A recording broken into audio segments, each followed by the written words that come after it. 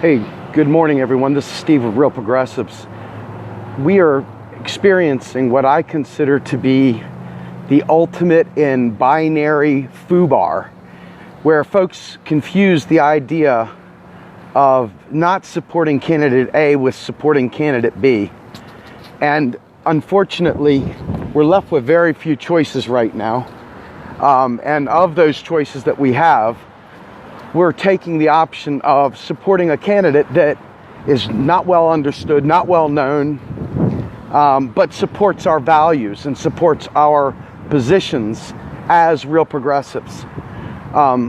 We saw some discussion points surrounding Vladimir Putin and him being a great leader and stuff like that. And, just because we don't support Hillary Clinton does not mean that we suddenly have forsaken every value we have and are supporting the exact same clandestine, warhawking, globalist agenda from the other side.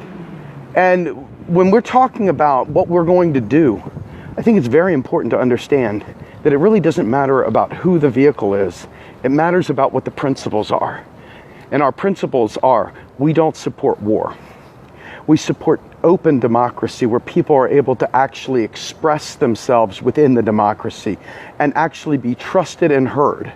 What we are talking about is a participatory democracy. We are talking about an economic system that works for all, and we're talking about a foreign policy, a global agenda that involves saving the environment, saving people, feeding people, giving health care to all. We're not talking about tough guys, people that are like, Vladimir Putin is an authoritarian right-wing hack. This is not a man who is anything like what we would support. Now, he may help us accidentally in our own situation where let's just say hypothetically that Russia is involved in hacking the DNC or hacking Soros or hacking any of these people. The fact of the matter is that exposing truth is never about manipulating an election or manipulating democracy. Exposing truth is exposing truth, right? So when you look at what this information is that's coming out from the WikiLeaks and all the other facets that keep coming out of the woodwork, right? These dumps, these hacks. I'm about the information. I'm about truth. And if we can't get truth through the proper channels, then I'll take truth through whatever means is necessary. And I'll take the truth if it comes from Russia, and I won't question where it came from because I don't care. I care about the fact that it's truth. So, idea A, we're not supporting Hillary Clinton, obviously. We're not supporting her, not because we don't support a woman, not because we don't support Democrats, not because we don't support any of those things. What it is we don't support war. We're really, really, really against the idea of war. We're really against the idea of lying to the public through propaganda. We're really against telling people that we can't afford stuff while they suffer, only to see that we can afford to blow up people, okay? We're talking about things that are values. We're talking about principles. We're talking about approaches. Because Hillary's just a tool for the 1%. She's just a tool. It's, her rise to power is as a result of supporting those moneyed interests. It's not because she's some sort of a grand leader. It's because she's a useful tool to them. And if it benefits her power-wise, then so be it. The minute she doesn't serve their needs is the minute she's no longer a member of the club. And that's the way this shit works. So it's not really just hating her, although yes, absolutely disgusted by who she is and what she stands for and what she says and how she leads her life and who she is as a person. Disgusting. But that's not why we're not supporting her, because most of these politicians are disgusting people. Most of them are opportunists. Most of them do a lot of shady things. We don't support her because we can't trust her. We don't support her because her whole approach to life is wrong. You know, if you give her the answer to a test question, maybe she'll get the test question right. But if you ask her the question slightly differently, she'll fail it every time. Why? Because she doesn't understand what it means to be a progressive. She doesn't even understand what it means to be a human being that cares about people. She's so steeped in that 1% mindset that she has to steal ideas from Bernie Sanders. She has to steal ideas because she can't create them on her own, because she doesn't understand. She doesn't represent us. So this whole idea that we don't support her because of she's a woman, identity politics. We don't support her because, we're just Dem bashing or we're just Hillary bashing. No, she doesn't understand the next right thing to do because she doesn't understand what it means to be a progressive. And it's not just the sake of being a progressive. You could call it a friggin' apple eater if that was what it took to make the right things happen. It's not just the title progressive. It's all the underlying decisions. It's the worldview. It's the way to perceive a problem and the way to then go about addressing and solving the problem. All those synapses in her brain, they're not happening. She doesn't have that thinking. So we don't support clandestine warmongers. We don't support people that would absolutely use propaganda to take away our freedoms, to take away our communication channels. We don't support any of that. So I find it fascinating when talking to people that they just are so binary in their discussion points, that the entire discussion is, what do you want, Trump? No, I don't effing want Trump. I don't want Hillary either. I want somebody I can actually trust to take care of the 99%, not just the 1%. I need somebody who I know is not bought and paid for by the big corporations. That when they say they're fighting for us, that I can trust that they're actually fighting for us. I watched a documentary this morning that really, really set me afire, and it was called Hating Obama. And it was all these people that talked about how crazy people were to hate Obama. And yes, there was a right-wing zealotry that went behind hating Obama. There was an absolute bigotry that went before hating Obama. But these same people talked about how, hey, we like drone strikes, it keeps it not so messy. They like killing people. I mean, like literally, they like killing, they think that's okay. Hey, we like the ACA. Well, what about it? Well, we got universal health care now. No, you don't. No, you don't. And this is the Obama supporters. This is the identity politics people. The people that really don't know anything about politics, but they support the man, maybe because of the color of his skin, maybe because the D next to his name, maybe because he's a nice guy. If nice guys were always the right people, then we'd have no problems in this world. The issue is that his policies are crap. He's fighting hard for the TPP, but because of identity politics, because of protecting his legacy, because of all this, we're ignoring the NSA. We're ignoring all these factors because we can't shit on the first black president's reputation. And they're willing to sacrifice, many people are willing to sacrifice the good of the nation to protect his legacy. And that's the same thing that will happen if Hillary Clinton gets in there. You cannot let identity politics control what is a good policy and what is a bad policy. A good policy is a good policy, a bad policy is a bad policy. And not all bad policies are bad for everybody. Sometimes they're really good for some people. Sometimes they're really bad. As you can see with the ACA, you've already got companies out there saying, if you don't do X, Y, and Z for us, we're going to pull out of the marketplace and we won't provide health care anymore. So that corporatist strategy of the ACA is about to deprive millions of people options, which is just going to continue to drive the prices higher because there'll be no options. It's time for single payer now. But guess what?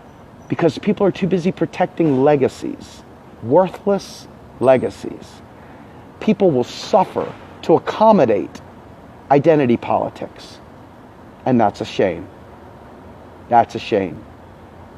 So every step along the way, try to remind your friends and family that being a real progressive isn't just about, the title being a real progressive. It's about all the underlying priorities, values, systemic approaches to problem solving, priorities that involve, hey, do no harm. And, these authoritarian regimes that are built on propaganda, that lie and basically get us to hate one another based on identity politics, we have to shut that noise out. We've got to shut it out so we can get to truth. And we need to remember what our principles are. And anytime you think that we have universal health care, and you think that we have good people leading us that would never take us to war, and anytime you think that we've got people that are Democrats that care about the environment while they're pushing fracking, let your yes be yes and your no be no. Let the truth be the truth, and stop selling a bill of goods based on identity politics. Oh, you mean, we got to make sure no GOP get elected. Yeah, maybe that's true. But I would go so far as to say, we don't really need a lot of Democrats to be elected either if they're going to act like Republicans. There's nothing worse than shutting down debate because the D next to their name has got to be protected. It's the most dangerous form of stupid we have in this country right now. We can't critique our own. So we're going to get stuck with some crappy president because of identity politics. And people so stupid that they're going to vote for Hillary because they want to block Donald Trump, who doesn't even want to be president. They've got everybody all fapped up and whapped up about Donald Trump. And all the while we're sitting there staring at this screen, getting fed bullshit, they're backdooring TPP. They're too busy telling you to shut up and eat your peas and accept your ACA when you can't even afford to get your health care taken care of. I'm telling you folks, get smarter. Get smarter. Cut the identity politics out. And you see people engaging in identity politics? Slam them. Slam them. They're killing people with that shit. You cannot allow people to kill our nation with identity politics. The issues are the issues are the issues. You have to present it in a way that they understand, and you have to care enough about where they stand to get them over to the other side. But the fact of the matter is, identity politics is lethal to a functioning democracy. Oh, they did it, so why shouldn't he? Is not an adequate explanation. Oh, I like drones. It keeps it unmessy. Not an adequate explanation. Do you stand for killing people just on the random, like Doctors Without Borders and wedding parties? Or do you actually want to have some due process built into our country's methods of assassinating individuals around the world? I mean, these are real issues. And identity politics blocks many idiots out from actually realizing that they're killing our frickin' nation. And no, you're not a right-winger by calling it out. You're actually a human being with a brain. And a progressive is responsible for calling stuff out. That's right. It's our job to call it out at all times and not just go along to get along.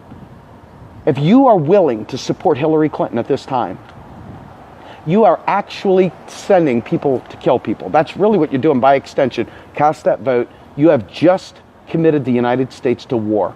Now, I don't know if it's going to be in Syria. I don't know if it'll be with Russia. I don't know if it'll be more in Libya. I don't know if it'll be South and Central America through CIA operatives. But the bottom line is you have committed a multitude of people to a death sentence. You're not doing anybody favors. You're not blocking a Nazi. You're not doing anything. What you're doing is you're making the vote blues get their person in there, and then they shut it down. They don't defend, they don't fight anymore. They just defend. And every time you criticize, you are just a right-wing nut. That's what you get with the Clinton. That's what you get with the vote blues. You get no critical thinking, and we are stuck for 4 to 8 years with somebody who will do everything that we don't want done. But you can't critique it because the friggin' bozos that support Vote Blue will defend her every step along the way. Every step along the way. Unacceptable. Unfrickin' acceptable. Anyway, I'm pissed and I'm amped today because I see this going 1,000 ways other than the way we want it to go. Not just, I don't care so much about the election, but I care about day 2. Once they've shoved the coronation through, the moron class that will defend her, the bozos extraordinaire that will defend her, that will keep us from keeping her to a progressive agenda. We've got to fight for Jill Stein. We've got to do everything under the freaking sun to block her. Or we're going to get stuck sending our kids to war. I guarantee it. I guarantee it. We can criticize the GOP all day long as a unit. But the minute you get Hillary in there, we lose half our staff, so to speak. All those bozos will defend her and call it a right-wing smear. Those people that literally are taking up space on the planet. They're the ones sucking oxygen, causing climate change by being just out there, eating up oxygen someone that would really fight for change could better use. I'm dead serious. These people have got me out of my mind.